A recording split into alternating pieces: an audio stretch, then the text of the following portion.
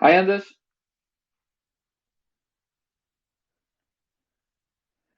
Absolutely amazing. It's also warm in Poland now after some brief interludes of cold weather. How about you? How is COVID going? Oh, it's working out well, so I think I'm pretty much out of it now. Uh, Ah, that's yeah, so that's amazing. yeah, we have a blizzard here, more or less. You have blizzard. Oh, that's unexpected or expected, depending on how you view Yeah, April weather. exactly. It's total April weather. Swedish pride, honestly. Is it going on right now? This April weather? Yes, Oh, wow. yeah. That's I, funny. I told my girlfriend that you're probably laying around on some beach and tanning yourself while we are sitting here in this The first blizzard. one was true, but the second one is yet not to be realized, although it's at the moment in my in the comfort of my own Oh, home. But okay. I should actually try once to have a what you say live experience. Okay. Probably when we discuss stuff like get the inspiration outside, or where it's sort of difficult Ah, to have some kind of heuristic in that sense. staring into the sea, looking for inspiration.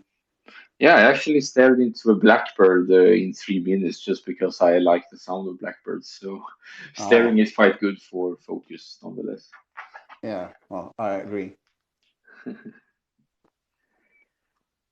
Yeah. So, what do you think? Will we have any visitors today, or are we Well, chatting? well, we'll find out. But if there will be no visitors, we can always, what can you say, close after 30 minutes. I messaged Alex and Sam. Alex couldn't Okay. attend, unfortunately. I haven't heard from Sam yet, but Okay. we'll see how it goes. I've been spreading the word also, but we'll see what's happened. Yeah, I mean, it's mostly about commenting on what we've already discussed earlier in written form.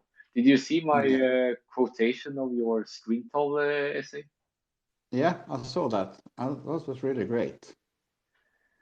Because So, I believe that it's quite useful for many people to hear that there is not only one way of becoming creative, because like being creative per definition is like come up with different ways of doing many things with different results. So it's I believe it's very necessary to know that there are multiple ways of getting it. yeah, I think also, I mean, I wrote about my girlfriend using Facebook, Oh yeah, I saw as, that. and I'm actually developing that into a longer Medium article discussing how we must maybe redefine the definition for PKMs. Yeah, I'm using Twitter as kind of my second note-taking thing, which is probably the reason why I'm so active because I get a lot of insight just by. Um, Often I get it by writing to someone else. It comes like naturally because I try to formulate a response. So, like social media platforms are great for like engagement of sorts.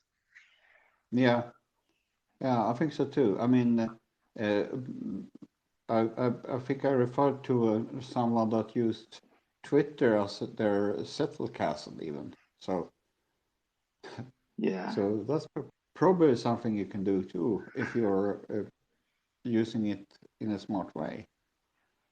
yeah, that would be very fun though to have some kind of fleeting notes and literature notes and permanent notes in Twitter. How it's going to look like, I don't know.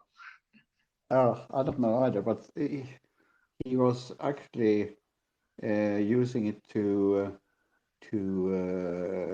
in a closed environment, I guess. So, Hi, Laura. oh, So we got our very first guest here, and if you yeah. have Hello, Laura. if you have the Welcome. time, I will invite you to speak up because, as the name suggests, it's all about the creative process. Welcome.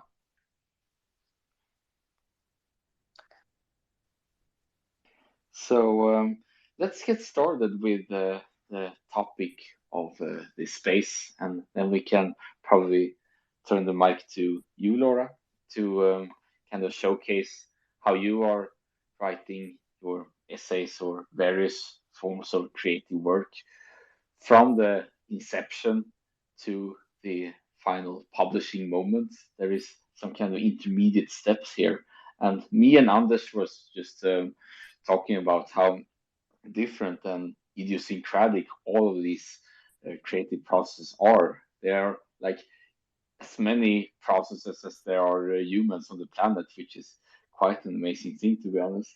So this is a very great way for us to have some kind of inspiration from what works best for everyone in order to get more familiar with the topic. So without further ado, I will hand you over the microphone and the more, what can you say, um, limelight in that regard.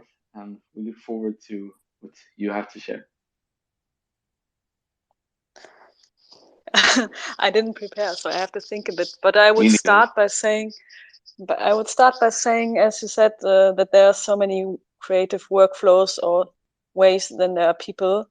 I would go even further and say I have a different workflow or creative inspiration path for every essay I write. Basically, they all come to place in different ways. And for me, it all starts with consuming. I mean, it's kind of obvious, or it's a lot of talked about a lot in this creator world. But right now, I actually feel like I have a little dip in my creative process and struggle a little bit with my essays. And I just today realized that okay, this is maybe the time where I should step back a little bit from my laptop or from my text documents and maybe start reading more and also take notes. You talked a little bit already about Zettelkasten and taking literature notes or personal notes on stuff. So this is where it all starts for me, and I think that's what I'm going to do the next couple of days a little bit more because I neglected that a bit. Yes, it's easy to get sidetracked when you're writing essays. At some point you get into to a rut or something like that, and you feel like you have nothing more to say. Um, and what I had done during my course is to have at least 3 essays laying around that I can put in where I have been having creative dips, and that's kind of a good thing to have. So that's a suggestion for you. Yeah, I usually also have a few ideas flowing around, or also a few essays that are sort of a work in progress, where I have like really rough drafts or just a list of notes, or sometimes just a title idea. So I always have like different essay projects in different stages of their existence, like from just a title to few notes to a first draft to ready to publish, basically. Yeah, that's also a good way to have this library to never be in the position where you just have a blank page and you start from scratch every single time. Do you feel you have a pressure from yourself to produce something excellent all the time, or Definitely, yeah, but I'm working on that to not pressure myself too much. I am a little bit of a perfectionist. I think we all are, especially as writers. yeah? But what I tell myself sometimes is I'm also um, very lazy person and I want to get stuff done. So that's also something I tell myself. Okay, I want to get this done. I want to be done with it, and so I can move on with other things. So this kind of is, yeah, a mind game I play. So to get me to finish the essay and not spend another hour trying to find the perfect phrase or the perfect formatting or the perfect headline. I I think to recall that Cole once said that good enough is good enough, and you can publish it. Because at some point you have to make a line or end line where you have a post finished. So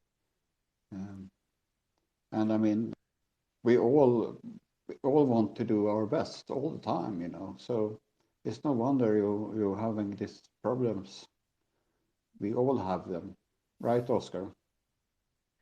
Yeah, I completely agree when it comes to the perfectionistic, and it's like we all want to be known for our best work and not for our worst work. And it will be quite, what you say, embarrassing if there is some kind of typo or some weird sentence that didn't really match together according to one standard that's just flowing around like internet, and everyone is like ridiculing the yourself. So that's kind of like the worst case scenario.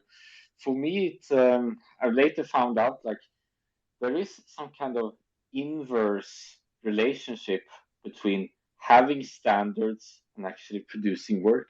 And it's quite funny. I mean, it's quite counterintuitive at first, but I found that the more I say to myself, like, this is going to be a very important essay, and you have to produce like the best work, and everyone has to be some kind of uh, bowing down to that essay in its glory and whatever.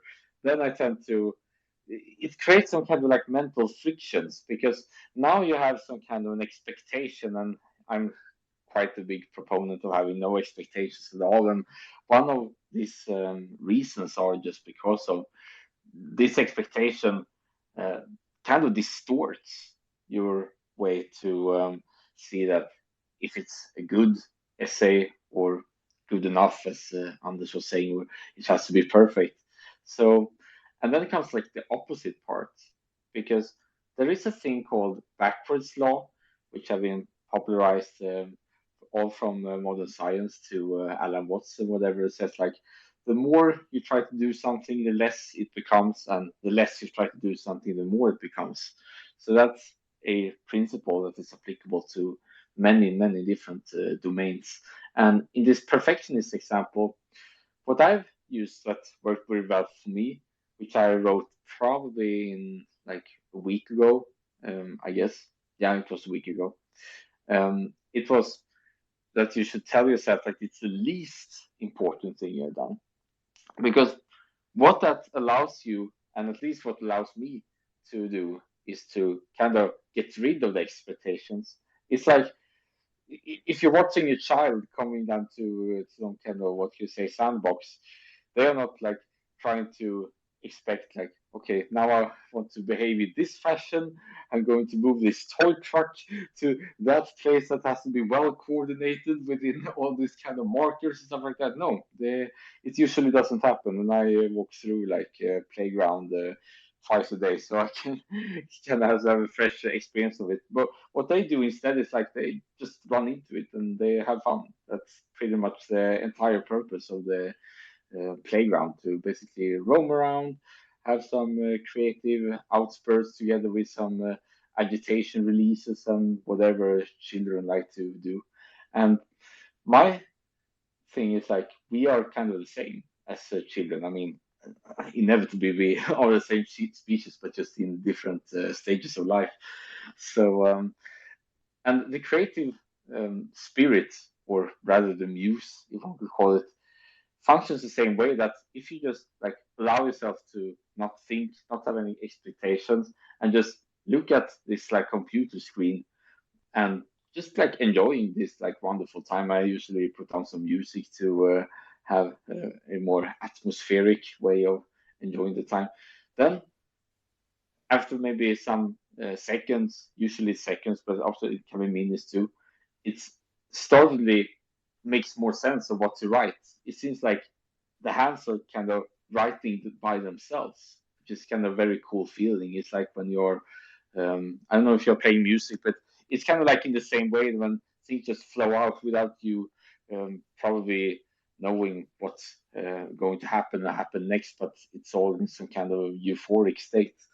And this one is possible because you don't have to judge all the time. But of course, there is some kind of like decision making too, but it's all in some kind of a creative dance. So that's just what some thoughts about perfectionism from my end. Do you have any comments, Anders? Well, I'm starting to have the opposite now. Published my 90th essay today. I'm going to 100, and I'm getting sweaty because I have said I will stop at 100, and well, to be honest, I might go on for a little bit longer, but I'm not sure because I have a lot more ideas for essays. So either I publish them with a bit of different in time or days or something, but I have a lot of other ideas laying around. So that's my problem right now. I have too many ideas. So yeah, Laura. That's so great, like that you're on 100 essays. I'm also thinking of how long I'm going to keep the daily essay. I'm in the first cohort now, so I don't know what today it is, like 27. But it's so great that you have this idea overflow. And I was just thinking, when you were talking about the playground, Oscar, um, or about the musicians. That's what I thought. It's sort of like when you're playing around with ideas, or trying to make writing a little bit more fun, or take the pressure out of it a little bit. It's sort of like when you're, I don't know if anyone of you plays music or an instrument, or ever played maybe in I a have done. band. Yeah, maybe if you played in a band, it's sort of like when you're just jamming, when you're not like playing a set or practicing a new song or anything. We're just in the band, everybody has the instrument, and you just started a beat and just jamming around and playing around different melodies and trying new stuff out. And that's always the most fun part, and that's where the great ideas come from. You maybe don't end up with a song, but you have maybe this little snippet or this little rhythm that you found that you can work on more in the future. And that's why I like to sometimes just in writing class they call this free writing, where you're just writing and or set a timer for 5 minutes and just write without a pause, and just write what comes to your mind. And even though if you don't have a perfect essay at the end, you have some ideas or some things you can work with. Yeah, pretty much the same way I did in the beginning. I started to write and write every morning for 2 hours, and I didn't publish anything for about 2 months before I started to publish on Medium, and that was my starting point. Writing first, publishing came after that. Yeah. Now we have Yeah, another I listener agree here. too that music is like very powerful way to kind of sense this kind of non-explicable way of using this creative force. And I have a music background and 1 year in music university after playing guitar for like 12, maybe 14 years by now. Either 12, 14, I don't remember the beginning. And still today, when I practice like one session a day, I just pick it up and it just like flows naturally. So that was some brief comments. Sundar, if I pronounce your name correctly, please correct me if I'm wrong. Welcome. Thank you. Hi, everybody.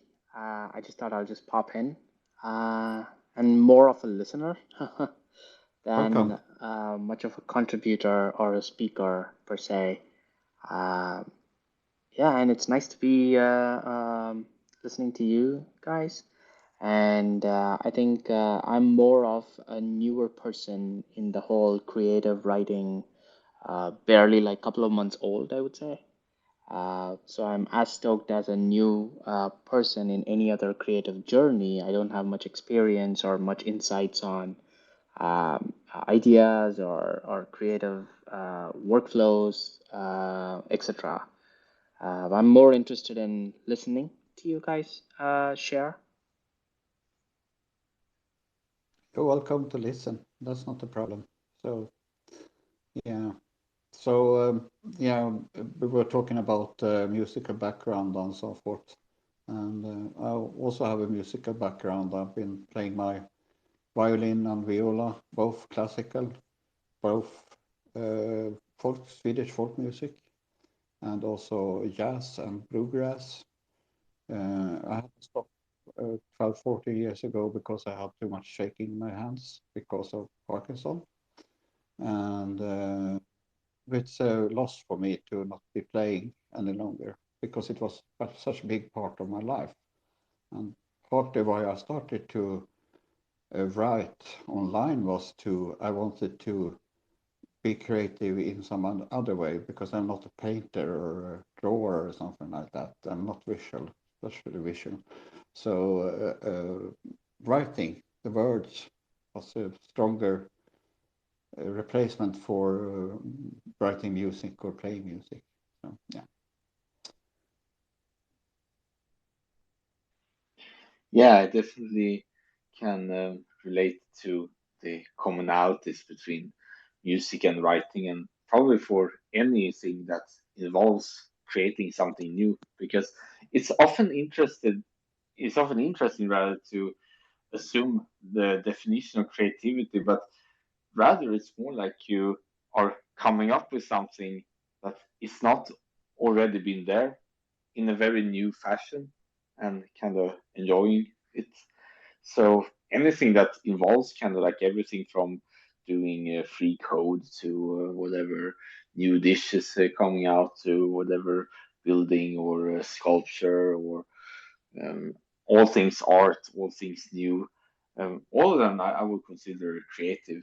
So it's very interesting to hear like how it's going to unfold because not all ideas are going to end up in fruition because yeah there's a selection process too, and just like Anders was saying, the more you write, the more ideas you get based on what you've written before, based on what others have been talking about earlier when they discussed your writing, and there is some kind of like positive spiral effect that comes for creating more because I think that many probably in the early stage of creative writing or creative whatever it might be in which domain has this fear of okay, I have only so many topics and I fear that I'm running out of them when I'm done, and this one can like shift a lot during the times too. There could be some droughts, there could be some floodings or whatever if you take that analogy. But the thing with creativity is like it bases upon association. It's like one is leading to the next and leading to the next and leading to the next one also as well. So it's like some kind of a network going on. It's like the more you input to it, the more it's going to like evolve into some own. It's very popular to say the term second brain, and I certainly believe that second brains are a key integral part in creative workshops too. So with that said, I want to hand over to Laura. Thank you. Yeah, I was just thinking when you said that a new one idea can spark another and create a whole nother flow of ideas. That's exactly what happened to me during this Ship 30 cohort. I remember in the onboarding week, like I started to gather a few ideas. I have this database in Notion with my ideas and writing drafts. And I wrote down a whole list of ideas, of essay ideas I had. And just today, I looked at this list, and there are still so many essay ideas from this first week that I gathered that I haven't touched because as I was starting to write my first few essays, there were even more new ideas that came up, and I joined a few spaces, and there are new ideas that came up. So I haven't even touched a lot of the ideas that I wrote down originally, because the spiral just keeps spinning and created new ideas. Well, there you have it. You have a lot of ideas. Maybe you can develop something from those, Laura. Yeah, as I said, it's a great base to have. Like I'm never going to delete even the ideas that are sitting there for so long. So it's the important part is just to write it down and to keep it somewhere, to collect them, to not forget them, and I can always go back to them and work on them for sure. Now I'm in the position where I think, okay, some of these ideas maybe are in a completely different topic than I wrote down in the last 27 days. So I'm not sure if I want to write about them, but I could still try. I mean, if no one reads them, then no one reads them. Then there will be a new essay the next day. So that's the whole point of this challenge. But I don't have to fear that I will sit in front of a blank page anymore. I mean, it's important also to try other aspects or directions, so you don't lock in yourself True. too hard. Yeah. Yeah, totally. I will definitely try that.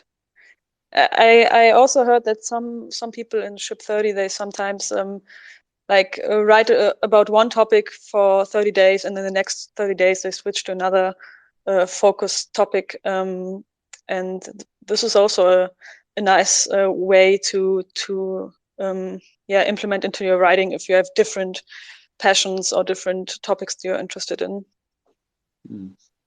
Yeah, I've been doing that. I mean, 90 essays have to be diversity of what I am as a person, you know. So it's not only note taking I'm writing about, it's a lot of other things too. I had my personal week last week, essays from what I experienced as a child and as a grown up.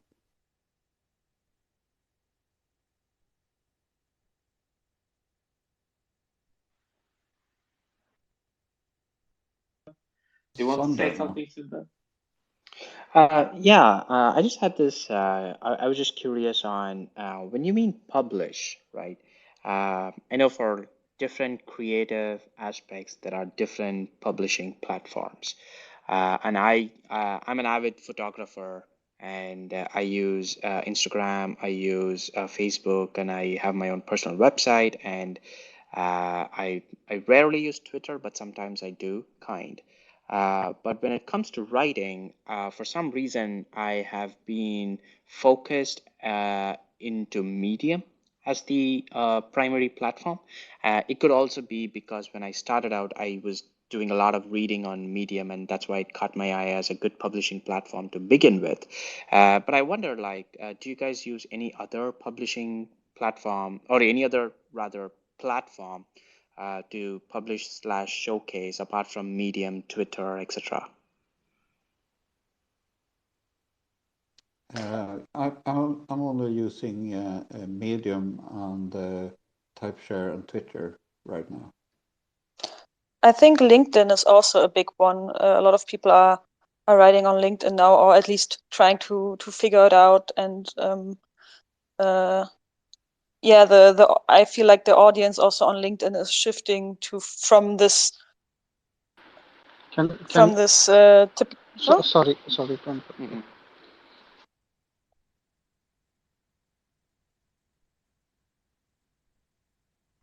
Yeah, go ahead, Laura. Yeah, I just want to say that a lot of people are trying LinkedIn. I think it's working well for a lot of people, and it's the audience there is shifting a little bit from this purely focused on career to maybe a more broader audience where people are also enjoying to read stuff that's maybe a little bit off topic. What do you guys think about LinkedIn? Do you have any experience with it? Yeah, I've seen some of my essays that are published there has gone pretty good, actually. Not so much commenting, but it has not been rejected. So I think that's a good platform also to maybe develop a kind of branding of yourself. So yeah. Yeah, I agree too that it's good to be as many as possible. That's probably one thing that I sort of being known for nowadays, since probably the most popular essay of mine featured how you could simply be on 24 different platforms of doing one simple procedure. And what's really allowing is like Typeshare is a great way to like publish to both Twitter and Medium and probably LinkedIn too if you prefer the plain text format. And also doing if you want to go beyond just written words, there are for instance like podcasts and it could be YouTube and stuff like that. So I would say that after the first week of publishing back in November last year, I realized how much of a exponential feature and leverage there are of doing like other kinds of mediums, but by using the same source material. So, for instance, like reading the essay like out loud into a microphone and kind of recording yourself and then publishing away because then you get more like doors unlocked. And I think a very common misconception is like that you maybe have to master all of them. That's not really the point because it's kind of hard to like develop and curate an audience. So the idea is more like having a primary, maybe secondary too place. For Anders, it's probably Twitter and Medium, and for me, it's I think it's my primaries are my own website, Medium, and Twitter, especially. But that you have this kind of unlimited extra upside by using these other kinds of republishing things. So it's not like that you have to maybe try so hard on, for instance, like TikTok and Instagram and Radio Public or whatever podcast and platforms are out there. But it's just like for those individuals that only reside there, they don't know you unless you are making yourself available to them. So it's like a way to make yourself open for all possible serendipity and possibilities. And one could say like, okay, there's only like 10 people in that platform and 10 people in other, but I think it's good to maybe reframe it and see like, okay, there are 10 people. What if one of them suddenly has the key to every single like contact and all possible opportunity that can possibly happen? What if that's like the right person who comes along and wants to take you for a ride? So it's good to have some kind of qualitative sense there too. So before we can discuss it, I just want to let Sorab Jain into the conversation. Do you want to say something about the creative process? Hi everyone. So my name is Saurabh, and I just wanted to answer Sundar's question, like what other platforms are there. So Reddit is also a good option where you can attract a very large audience for your photos. So that is it.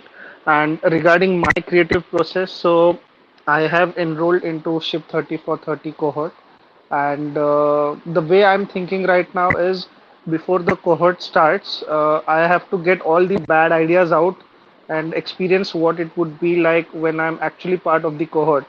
Like the problem that I faced is if I delay writing and publishing my atomic essay when it's evening, I find it really difficult, right? And when I try to write in the morning or in the afternoon time, I can get it published early on without having to stress much.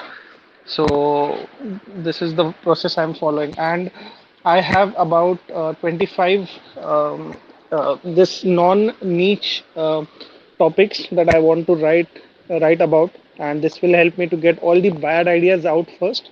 So when the cohort starts, I would actually use the advice of Nicole and Dicky during the cohort and use it wisely. So this is the process. And the best ideas, they don't come when we brainstorm.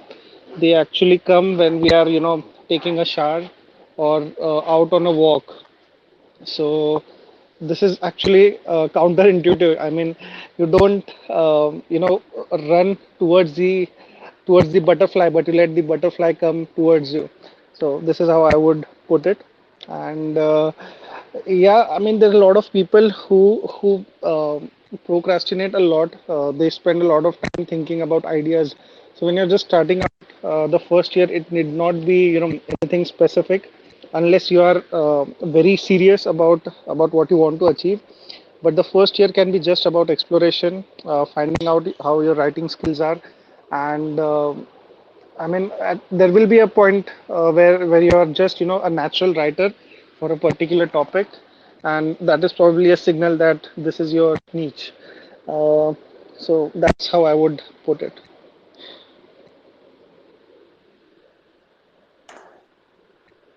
I just wanted to add to this two things. First, also Reddit. I also wanted to mention that also because Reddit is great if you want to explore like if topics that are a little bit maybe outside of what you're normally writing, or like just little niche topics that maybe you're not comfortable writing on Twitter.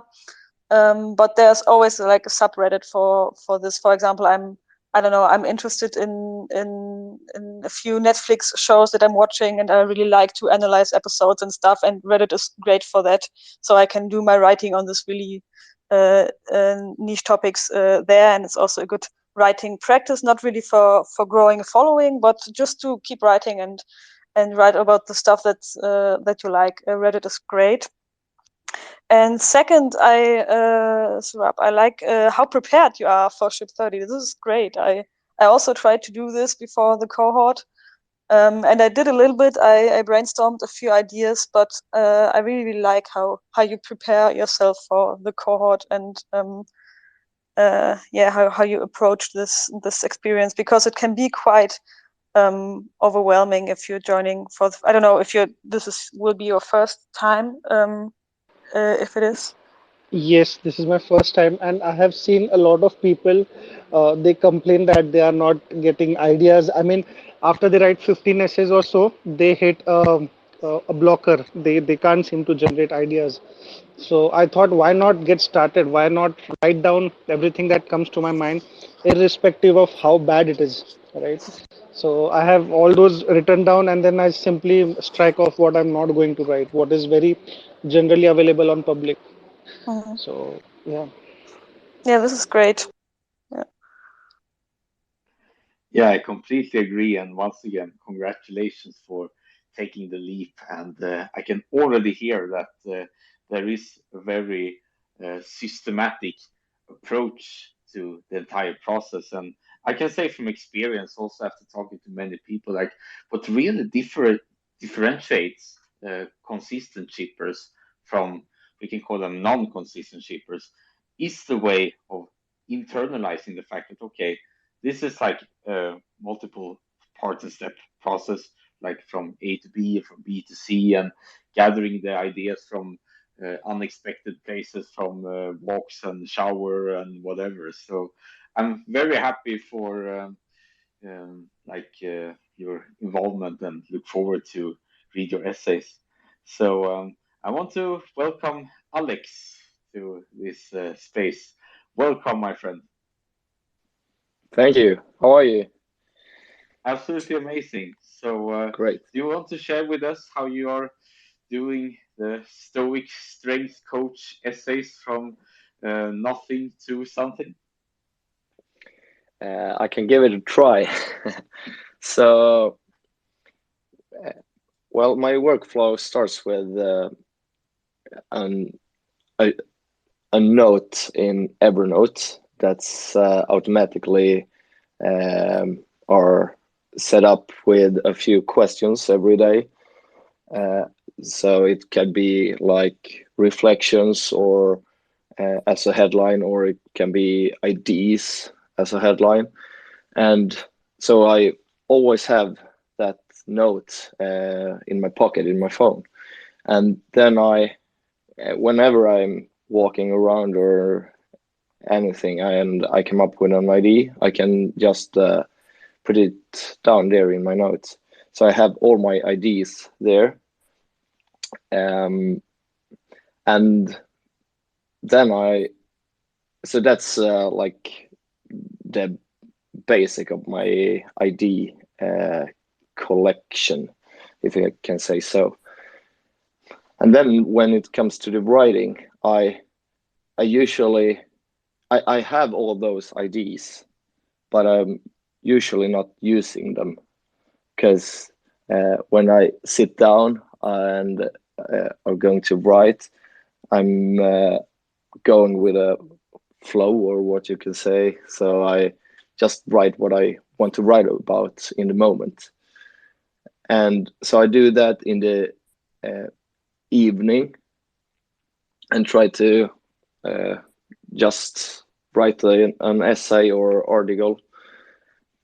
And the rule there is to never hit backspace.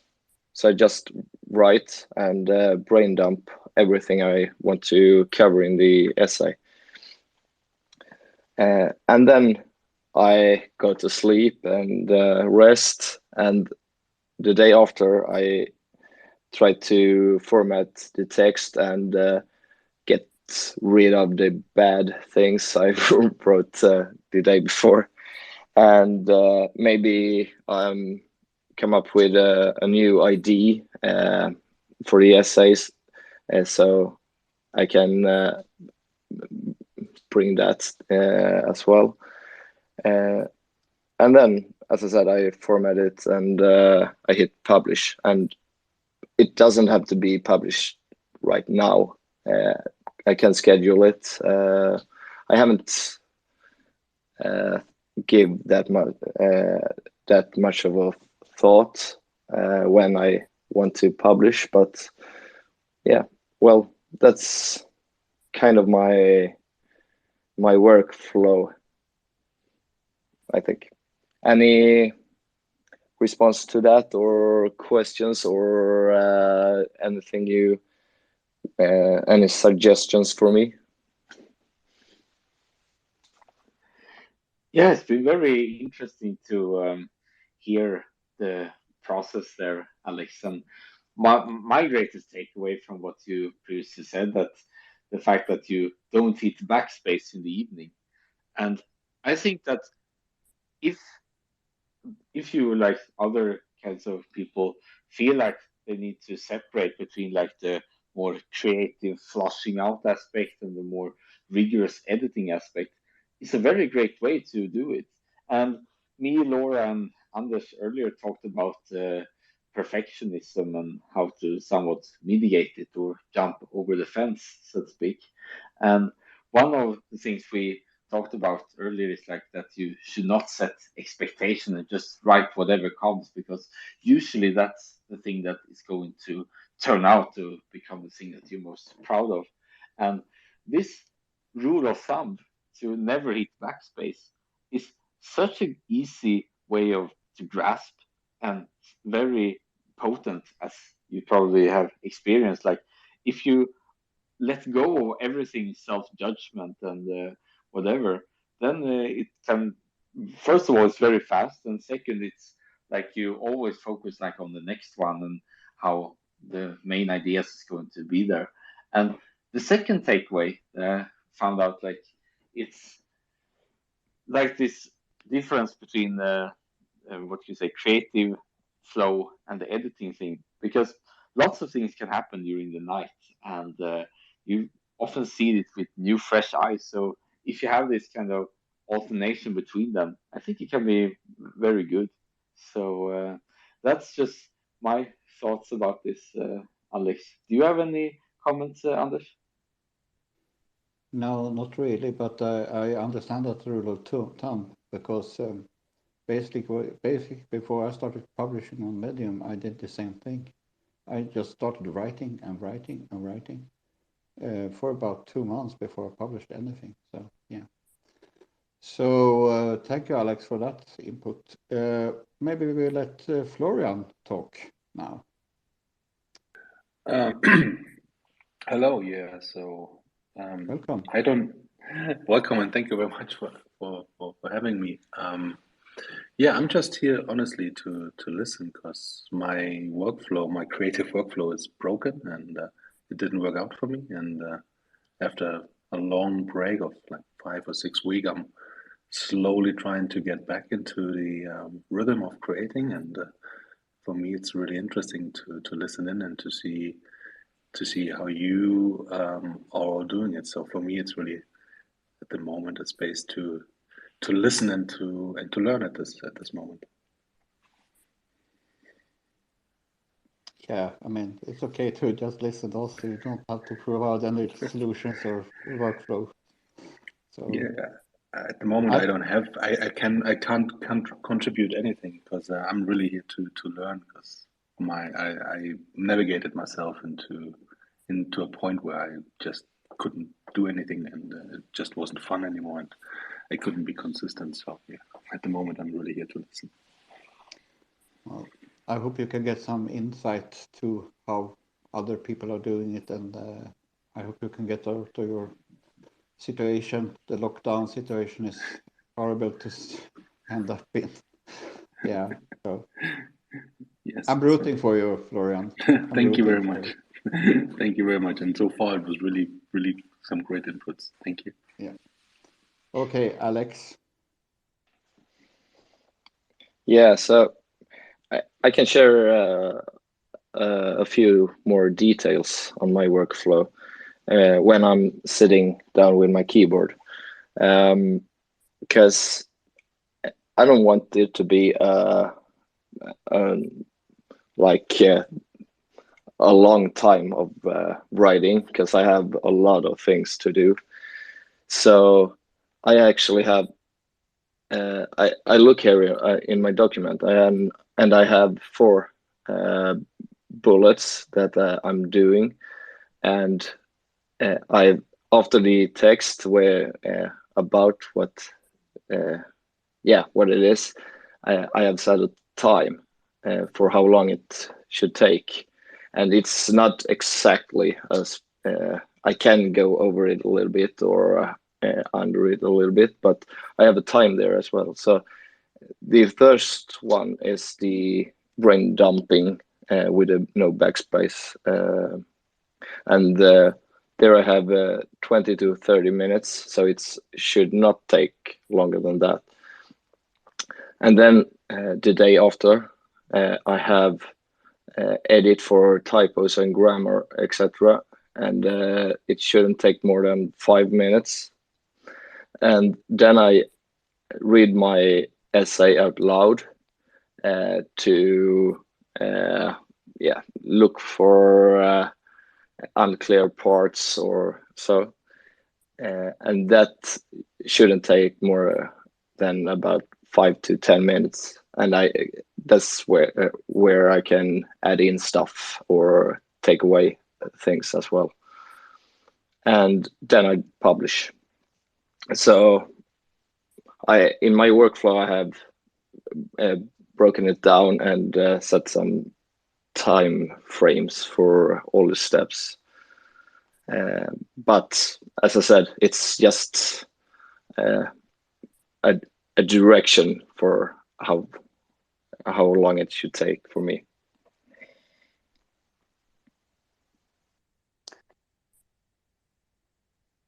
I would like to talk a little bit about what you said, because my workflow is pretty similar, and I think a lot of people that did Ship 30 that work in this kind of workflow at some point or figure it out.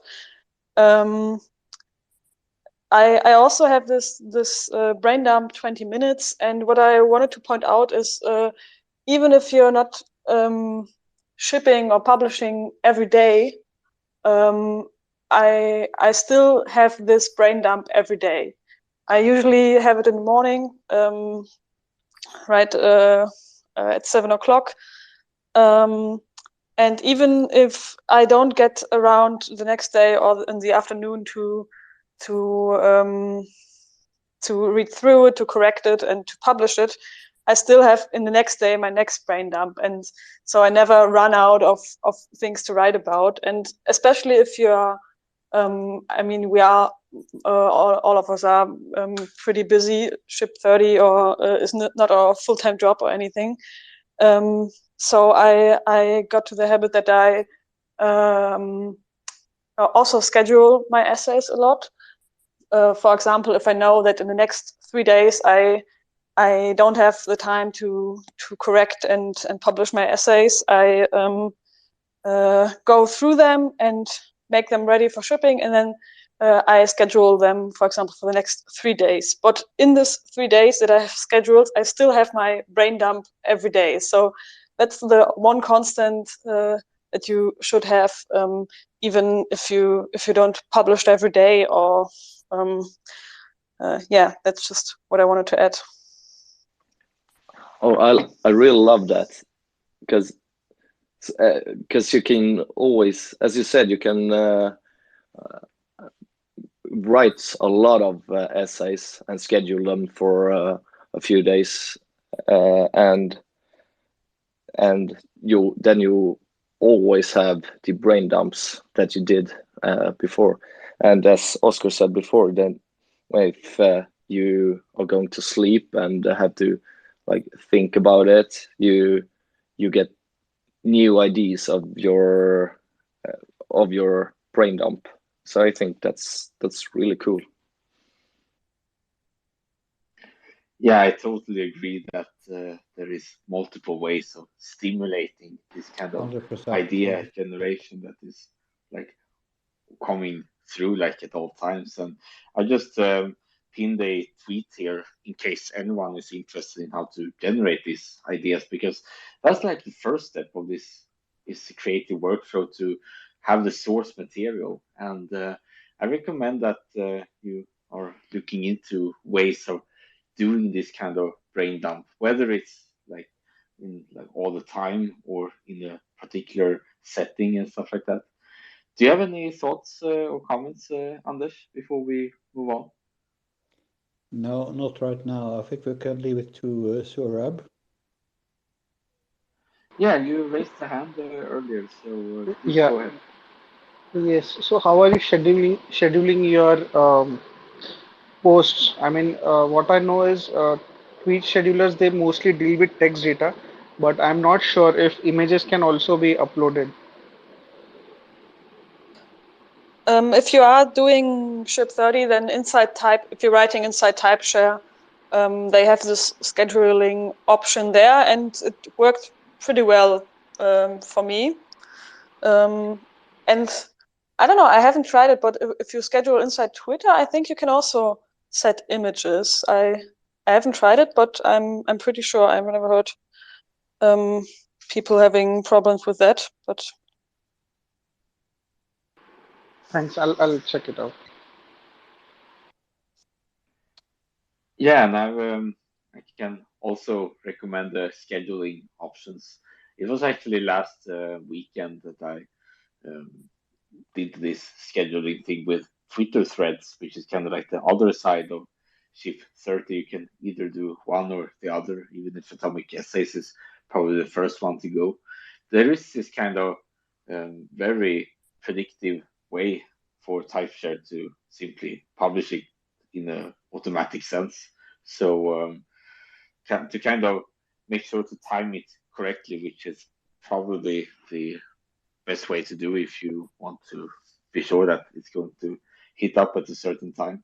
So there's a lot of creative ways you can do to publish like in advance, so you're kind of insured from either drought or unexpected events that can happen. And for instance, if you're doing some particular journeys, I can remember one time when I was like doing this ferry crossover thing from from Sweden to Poland. During these times, I always made sure to have this scheduling mechanism, because when you are like out of the open sea, the internet is uh, either very expensive or non-existent. So often, if you have a lot of things to do after, it can be a very great way, especially for traveling, to make sure that you do not lose the streak by basically utilizing these scheduling functions. So that's a very, what you say, convenient way of making sure that you don't need to lose hair over not being able to publish because of the travels. Anders, you're also doing some scheduling. Are you using TypeShare or some other kind of Yes, mechanism? I use TypeShare, but you can do scheduling for Twitter in TweetDeck. There is a good possibility to both post tweets and pictures. I'm not sure about threads, but that one is really good, actually. There's another one called Hyperfury, I think. I've been looking into that one, and it looks really good, but I haven't decided yet if I'm going that way. I think I will stay with TypeShare's Twitter threads to use that in the now later on here after my 100 essay. So yeah. Great. And later on, we can discuss like the pros of other scheduling or extension tools like TweetDeck and Hypefury. I know that Alex is using TweetDeck, and I would love to have you more elaborate on the benefits and stuff like that. But before we do that, we have a new speaker, Ramon. Welcome, and could you share how you are structuring your creative projects? Hey, Oscar. Yeah. So I thought this was interesting. I've been thinking a lot about workflow, and I've um, I've actually significantly shifted my workflow in the year since I originally did Ship 30 for 30. It was interesting because I can't believe it's actually been like a year since I did the first Ship 30 for 30. And I learned a lot because I had pretty much a dormant Twitter account for years. And I decided about a year ago to get back on Twitter and I felt like Twitter was the center of this emerging creator economy, and I felt like I needed to learn it, and so one big thing that I learned that has influenced my workflow is what I'm now calling for myself the 2080 rule of Twitter and really social media, in the sense that about 20% of the success is the content and 80% of the success is the engagement and the making friends. One thing I've learned in the last year is that no one succeeds alone. And what was happening for me, and I think what happens for a lot of people, is that our workflow is this struggle to overcome, um, whatever it is we're struggling with, whether it's, not having enough ideas or not being consistent in writing or the overthinking or the, imposter syndrome or whatever label we use for it. Um, what I found is that when I shifted my thinking around this 2080 rule, um, it forced me to uh, take my focus off of me and what I wanted to do on Twitter. And I started thinking about who I was serving. And I started thinking about who they were and what they wanted and what they were frustrated with. And it completely shifted my approach to writing. Um, I personally batch write, and to force myself to do that, I opened up my batch writing um, on Sunday nights, where I allow other people to come onto the Zoom when I'm writing, and we'll take some writing prompts and then create content for the week. And people thought it was a very noble and benevolent thing to do. But the truth is that I had to create a form of accountability for myself, because I find that, I will just overthink it. I really loved some of the thoughts earlier about, just those practical things about, mind dumping your ideas. What I learned to do is to identify um, what the Ship 30 guys talk about as the three buckets of content. And then what I've done is I've gone and mind mapped those three buckets of content so that I get all of my ideas out of my head and into a document that I can work with. And it helps me helps me really see what do I know and what I don't know about a particular topic.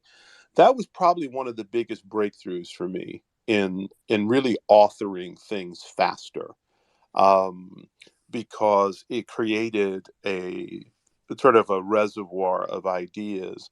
And then in my reading and my consuming content, it was almost like a filter where I started, noticing things that were sort of connecting the dots or filling in.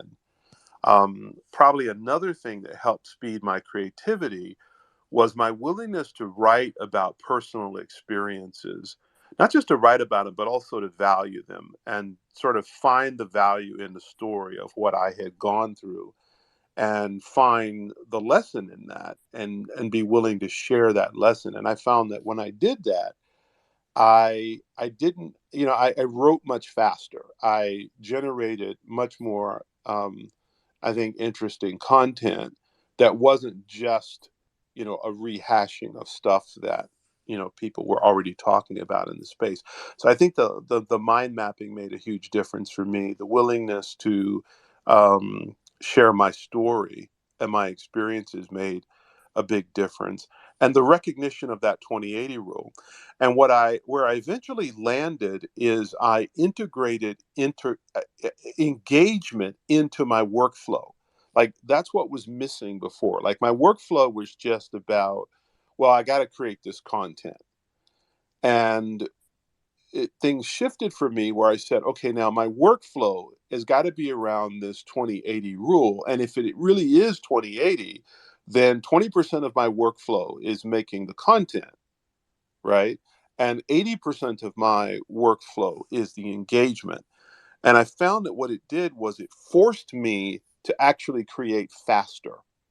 It was real weird how that worked because I would sit there and I'd ruminate and I'd think about things and I'd go over it in my head. And then I would wonder whether or not it was any good. And then I would kind of sit on the timeline to see if anybody was going to like it.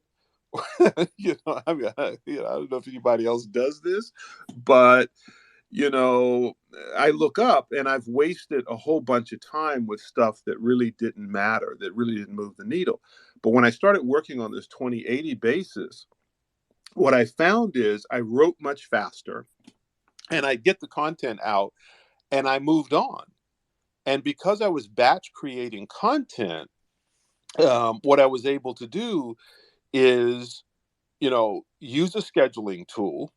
And I'm sort of like and I guess I'm old on Twitter because I still love TweetDeck. I think it's, an underrated tool on on Twitter. But I use Tweet Hunter. I've used a bunch of tools over the years. Tweet Hunter is the best tool I've used, and it's the best tool I've used primarily because it allows you to do all the scheduling stuff you want to do. It also allows you to do some really interesting things like retweeting your own tweets, which was a totally novel idea to me. And when I tried it, I found that in some cases it doubled the engagement on the tweets because I thought it was a ridiculous idea. Why would I retweet myself? But it exposed me to a whole different segment of my audience that I didn't even realize was paying any attention. I didn't realize wasn't paying attention at the time I actually put the tweet out. The other thing I like about Tweet Hunter is that it has like a CRM feature in it where I can put different people's accounts in there, and I can monitor, like when their stuff comes up, I can respond to and comment on. And since I've been doing that, I noticed something really interesting because I have a dead account. Okay, I got 21,000 followers, but pretty much it's a dead account. Like nobody should be impressed by that because I played the you follow me, I'll follow you game early Twitter, 2007, 2008, 2009. And then I pretty much abandoned Twitter for a whole bunch of years. I was kind of there, but not really. And then from there, when I came back to Twitter, like I said, I'm posting, and I'm like losing followers. I'm like losing followers almost every day. And it was like super perplexing. Uh, and then, but when I started using Tweet Hunter and I started intentionally posting 2 or 3 times a day, when people, during the active times. And then I spent all the other time, engaging with other people and really learning how to do DMs. It just changed. It's changed everything. And, I started actually getting followers. And so, yeah, so those are just a few thoughts. Probably the biggest breakthrough for me on my workflow was bringing engagement into my workflow because that really, that's really what has moved the needle. And I'll say one final thing. Like, I had this thought the other day to repurpose my Ship 30 essays as threads. And I think you can really do that. And so one of the things that I'm doing as a project over this next month is I'm going to go back and say, okay, what of my essays got engagement, and I'm going to repurpose those as threads. So it's just a thought for how the Ship 30 for 30 content actually matters 3 months from now or 6 months from now. So you don't have to try to do everything today, but you know that you're creating a library of content that you can then use in multiple ways in the future. So hopefully that's helpful. That was incredibly fascinating to hear, Ramon. Thank you very much for your solid uh, Yes. input and stuff like that. And what I just going to say some insight, and then Anders can fill it in, and then you can probably answer our questions because there's so much to unpack here from your story, both from like your background and how you got started and how you got back to it and stuff like that. And that's pretty much I can totally relate to this journey because my original Twitter, I don't know if career is like the right thing, but it was not about writing at all. I was mostly famous for a very popular mobile game called Pokemon Go. I was at the time, especially during 2020, the top player in the entire world. So all the audience was like from the Pokemon Go base. So when I started to talk about other things than Pokemon Go, like in October and November, when I was more into writing and entrepreneurship stuff like that, I experienced the same thing that everyone is just dropping off and dropping off whenever I do, and it's kind of like a very interesting feeling to see like, okay, is everyone leaving the party now? Am I going to kind of revert back to like zero followers? But yeah, it didn't happen. Usually, you gain more than you lose, and that's that was so interesting. And one thing I also want to comment upon was this 2080 rule. I guess that the 2080 comes more of the input side of the matrix rather than the output side of the matrix, although I might be wrong there too.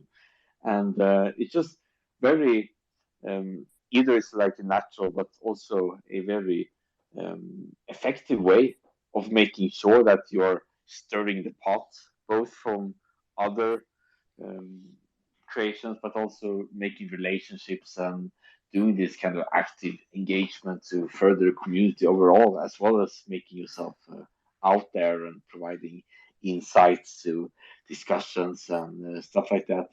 So that was just some brief thoughts. Do you have anything to comment, Anders? Yeah, I can totally relate to Ramon's experience there because I also started out in 2008 and built up a really huge following, at least here in Sweden. I think I was number 13 in Sweden, top 15 at the point. And when I started to shift my interest, I also lost a lot of followers. And at one point, I wasn't basically active at all because I was too sick from depression. And during that time, I think I lost 5,000 followers or something like that. So they're not very forgiving, your followers. You have to have a consistency in what you do. So yeah. So anyway, thank you, Ramon, for that insight. It was really interesting. Yeah, no worries. You're One welcome. question I have to you, Ramon, because you mentioned like two things. The first one was more in the more mind mapping sense, and I know Anders has a lot of current engagement in a note taking software that's more in the startup phase that utilizes this mind mapping to a what you say unique point. Could you elaborate a little bit on how it looks like in practice and also comment upon this practice of writing together because it's a very cool way of introducing others to like the behind the scenes and forcing accountability. But could you maybe elaborate a little bit on how you pull it off, so to speak? Yeah, happy to. Well, the mind mapping came about. The mind mapping story, how I got introduced to mind mapping, is kind of interesting because, and one of my mentors originally introduced me to mind mapping, and she called it clustering.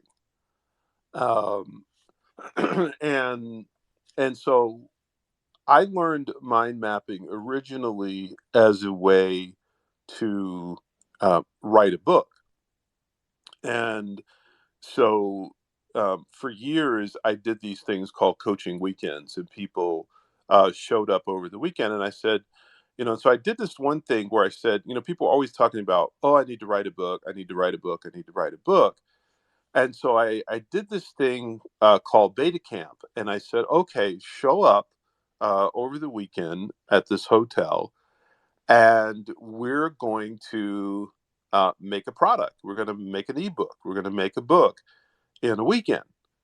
And so I created this framework for writing and taught the writing framework, and it worked. A whole bunch of people actually wrote books, and I mean, it was a life changing experience for people. And the only trouble is, I hadn't written a book at that point. Uh, and it was sort of weird. I had like 25 books started on my hard drive. But I'm that classic. I think I'm a classic creative. I have tons of ideas. I tend to procrastinate, not because I'm necessarily a procrastinator, but I'm really a perfectionist. And so I end up procrastinating because it's not quite perfect. Um, and so I had all these unfinished, book ideas, and one of my clients at the time called me on it. And I mean, she literally showed up at my house a few weeks later, and over a weekend, I mind mapped a book, my first book, Six Simple Things That Can Change Your Life. It's 92 pages. Seth Godin endorsed it. Brian Tracy endorsed it. I got a bunch of really glowing testimonials just by asking. By the way, it really isn't a big deal. You just ask 100 people, and 5 or 6 of them will say yes. you know, and you just got to keep asking as the rejection pours in. But um, so mind mapping has become a central part of my creative process. And it's been a great accelerator for me. which is why I'm so big on mind mapping. And the tool that I use and recommend is called mindmeister.com. And the reason I recommend mindmeister.com is because you can start for free and you can actually share your mind map with another person, which worked very well for me and my clients at the time. And so I've applied the core authoring or core writing method that I came up with.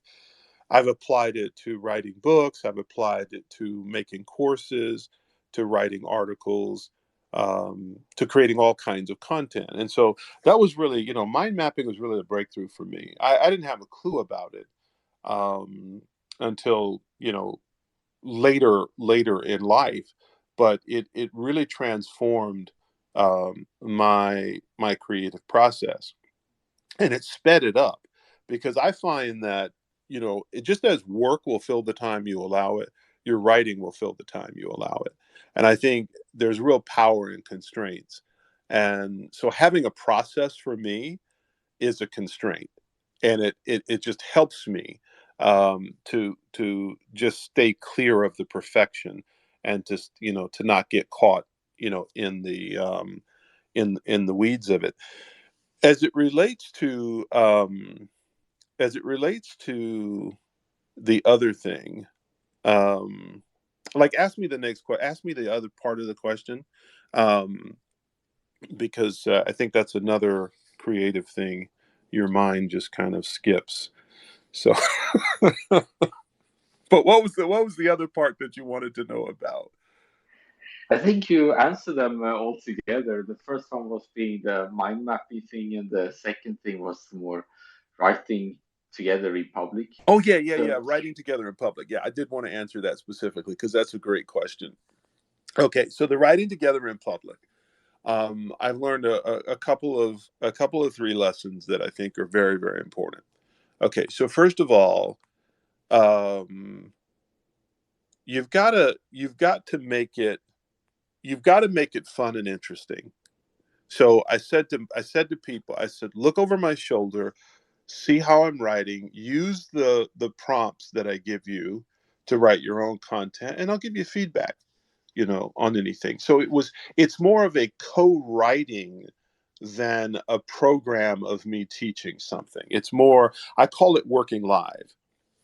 And so I say, hey, come watch me work live. Like I said, but the motive for me was just to have that consistency and have that sort of peer pressure of knowing that people might show up and be looking at my screen, to kind of get going. So the first thing is to really keep it simple and fun. The second thing is you've got to provide people with access to templates and prompts, because you can't just expect them to pull their own ideas out of a hat. Like, one of the things that's stopping them is they don't know what to write. The other thing I learned, and so what I did was I came up with something called prolific prompts. And I'm happy to share that document with you. It's just a Google Doc that I made, and I'm actually turning prolific prompts into a product at some point, for these people that want to write tweets and stuff consistently. But I'm happy to share that document where you just DM me and you kind of see what the example is. But you need to have your version of that document, not just, I think, for you personally, but I think also if you're going to co-write with people. And then the third thing is, well, the obvious is you set a time. You set a time that works for you, and people show up or they don't show up. So I set a time on Sunday night, like at 6 Central, because that's one of my batch writing times, and I set it for 90 minutes. And we chit chat a little. I do share like a brief 5-minute thing of like, because I want to analyze what I wrote from the previous week. And I would say arguably that's probably for a lot of people the most inspirational thing, because they see the wins and they see the flops. They see what got traction and what didn't get traction. And they kind of share what worked for them, what kind of resonated. And then, that's maybe about 10 minutes. And then we're writing at that point. And so what I teach people in prolific presence is I say, take one big idea a week and just develop that in 10 different ways. Write an essay or multiple essays, um, write tweets, write a thread or multiple threads. And that's just the method that I use to keep myself organized. Um, and again, it's not a rule, it's just a framework. And I think people appreciated the fact that I gave them at least some kind of path to run on. And then I set up Luma, lu.ma, and connected it to my Zoom account so that Luma took care of all of the registration, the notification of people that it was happening, and that kind of thing. I didn't have to bother with any of the admin stuff. So that was a big deal, big benefit. So yeah, hopefully that's helpful to you. And I think even if you just have 2 or 3 people, like if you meet 2 or 3 people as part of, Ship 30 for 30 or whatever, make that your posse. I mean, that's what I call my group on Sunday. I call it Prolific Posse, and they're just people I've met and that I connect with. But yeah.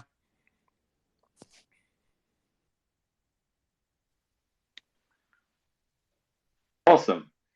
Do you want to share some thoughts, Anders? No, I think that's really great. I'm participating in something similar actually. It's called Creative Work Hour, where a couple of people, mostly from Ship 30, that get together, and we start off with the talk what we're going to do for an hour, and then we sit together working on Zoom. And after 55 minutes, we get together again and talk about what we have done. So, yeah, I think that's a good way to work together, actually. So, yeah. Yeah, that's something that we'll try as well as some kind of social event too, to kind of Yeah. share each other's burden. One probably final question that I want to ask you, Ramon, because I was personally very impressed that you got endorsement from no one other than Seth Godin, which personally inspired me to write back in November after listening to the practice. It was even before I knew what Shift 30 was, but I knew Seth Godin, and he has been publishing 80,000 blog posts for 8,000 blog posts, not 80,000. Although it can be quite soon, depending on our immortality. That's another thing.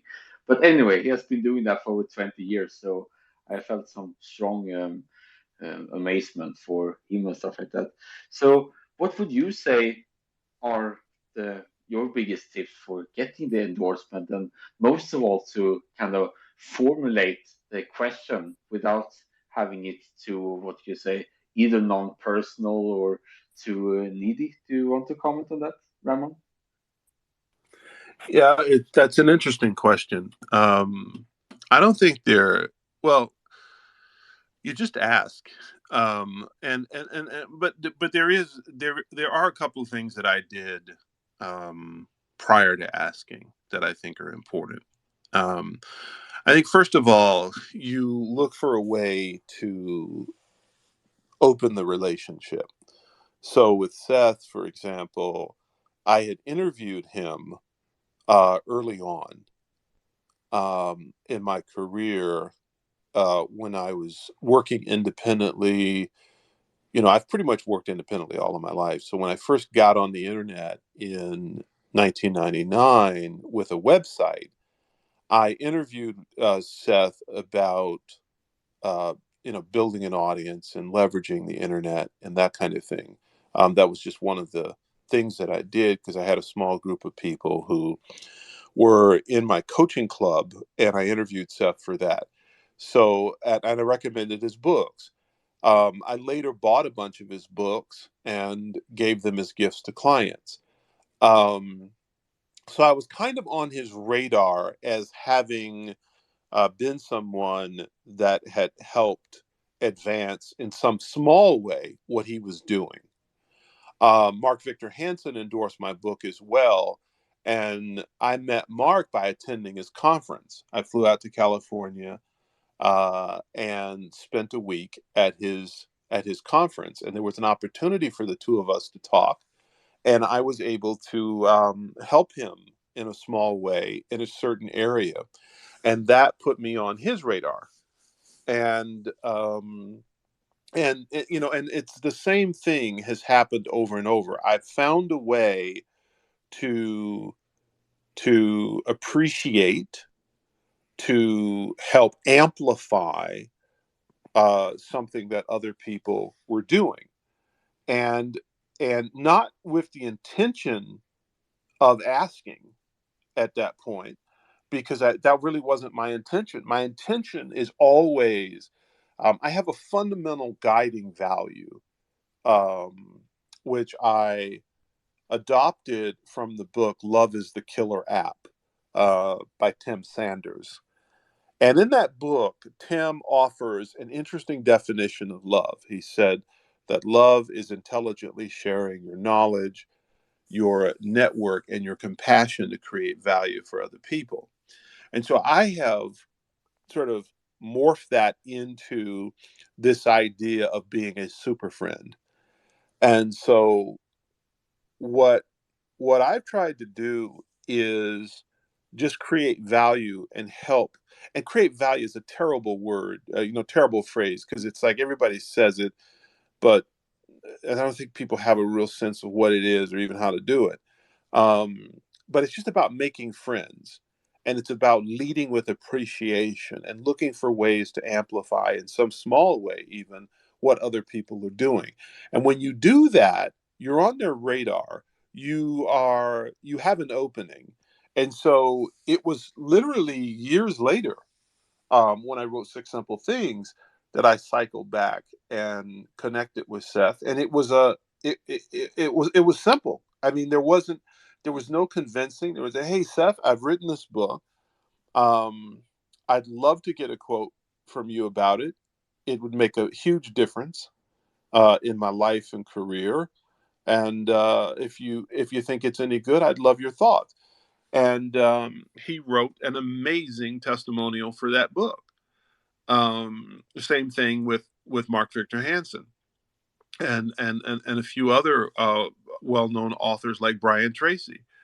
Um, so it was laying the foundation by just being a generous human being and looking for ways to appreciate and amplify others. And I think, there have been a lot of people who've talked about this idea. I think Harvey Mackay was the first guy, that author that I heard talk about. He had a Harvey Mackay something. I don't know if it was a Harvey Mackay 100 or 1,000 or whatever it was. But now people talk about, for example, your Dream 100 or whatever that is. And back in coaching, in the early days, we had something in the 80s where we called it your Team 100. And so whatever it is you call it, from whatever school you're from, make a list of the 100 people who have your audience. Make a list of the 100 people that you would like to endorse you at some point. Make a list of the 100 people that you would like to serve. And then, that I think activates you to have an awareness of those people. Put them on a list in Twitter and pay attention to what they're doing. And when they come out with a book, buy it, or buy 5 copies and give away 4 on Twitter. Not with any expectation of get anything, but just know that's a seed in the ground in a very practical way that may sprout a year from now, or 6 months from now, or 3 months from now, or 3 years from now. It doesn't matter, but it will sprout. And you may not get anything back from that, but you always do. In other words, I find that you always reap. You just don't necessarily reap from where you sow. And if you just have an abundant mindset and you're open and operate from a place of generosity. I've started talking about this concept of generosity marketing. Um, I don't know what it is yet, but I think it's a different way of moving through the world that, you know, creates those kinds of opportunities that when you approach someone with an ask, they feel very happy, you know, very happy to do it. Yeah, I completely agree, and it was a very fascinating way of outlining this kind of generosity principles and reciprocity and whatever is the most like effective of being selfless and all of that. So that's something I personally will marinate for a long time. And I just looked up the book, and I can totally agree on the amazing testimonial that Seth gives or gave you. So that was truly fascinating to hear, Ramon. And yeah, we're And the almost quote, out of time here. So yeah, maybe you want to finish off with some everlasting thoughts, Anders? no, not really. I just want to thank everybody for attending the space, and I actually have to go myself now. So um, thank you, everybody, and we will have this space again in 1 week. So come back. And just to close off, I noticed that Sarab raised a hand. So maybe you want to give some short insight before we close. Right. So I'm really impressed with what Raymond said. So this is 12 a.m. right now in India, and I was supposed to sleep by 11. But the conversation got so good. All the points that Raymond has been talking about, I've also reached out to him in his DM. I have subscribed to his newsletter, and Raymond, I'm really looking forward to hear more from you. The strategies that you use. I'm also a budding course creator, and I was just going through your tweets. They are really very inspirational. It's through simple thoughts that you're making a lot of impact. So yeah, let's see how it goes. And thank you, Oscar and Andy, for organizing this space. It was really good. I learned so many new techniques from all the fellow shippers out there. Thank you for organizing this. Oh, well, you're welcome. Yeah, thank you so Okay. much for attending, and also to you, Ramon, for the great insights and Yeah. all that good stuff. And we're going to, as Anders said, host this space as a recurring event, all about like note taking, creativity, and all that stuff that concerns our creators. At the same time, same day, and all our thoughts. So it will be very nice to see you back as recurring guests if you have the time and opportunity to do it. But even if you don't, me and Anders wish you a very great night or evening or afternoon or maybe even morning going forward. So thank you very much, and we'll talk to each other soon. Bye bye. Thank you. Have a great day, guys. Bye bye.